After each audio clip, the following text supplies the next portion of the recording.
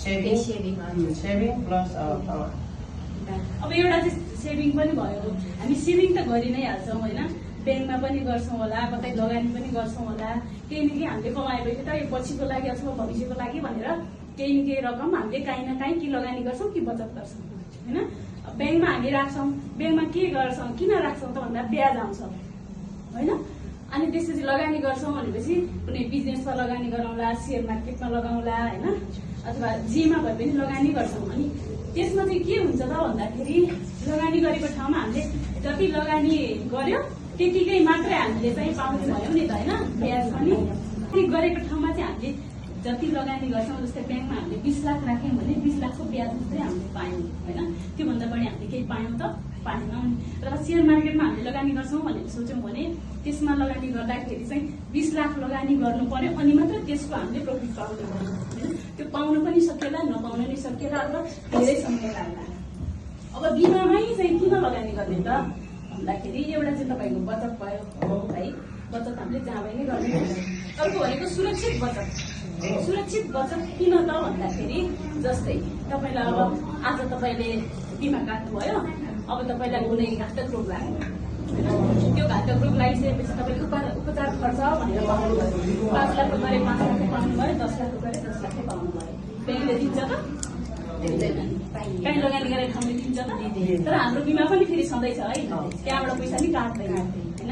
अवधि पुगेपछि हामीले फेरि हामीले दिएको पैसा प्लस बोनस पाउने भइने भयो होइन।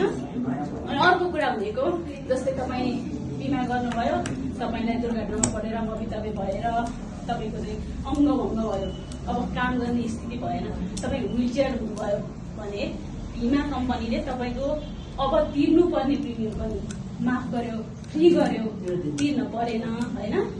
र तपाईँको के भन्छ कति पर्सेन्ट म्याम सम एस्योर्डलाई 120 भाग गरेर तपाईँलाई चाहिँ अपाङ्ग भत्ता भनेर पनि दिन्छ। समेश्वर भनेको तपाईँको बिमाको रकम कतिको बिमा गर्नुभएको त्यो चाहिँ भत्ता पाइन्छ। अब त्यो भत्ता कहीँ दिन्छ, कहीँ छ यो सुविधा, कहीँ पनि छैन। अब डेथ क्लेममा पाउने भनेको पनि सधैँ छ, जस्तै एक्सिडेन्टमा डेथ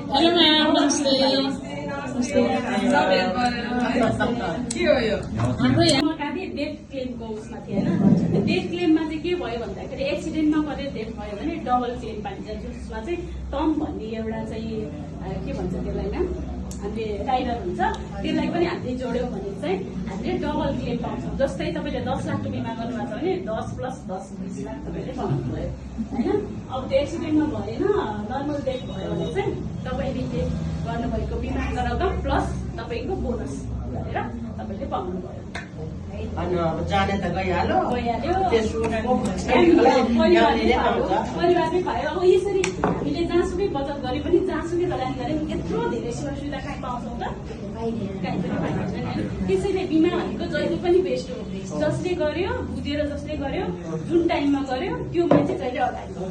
मलाई चाहिँ त्यस्तो लाग्छ। त्यही भएर मेरो देउरानी चाहिँ गर्दै आयो। आज म्यामलाई पनि बिहान मिटिङमा पनि भएको थियो, हामी चाहिँ आज एमर्जिङ स्टार हामीले निकाल्छौँ भन्दै थियो। हाम्रो म्याडम चाहिँ आज एमर्जिङ स्टार गरेर हाम्रो रविना म्यामलाई आज एमर्जिङ स्टारको रूपमा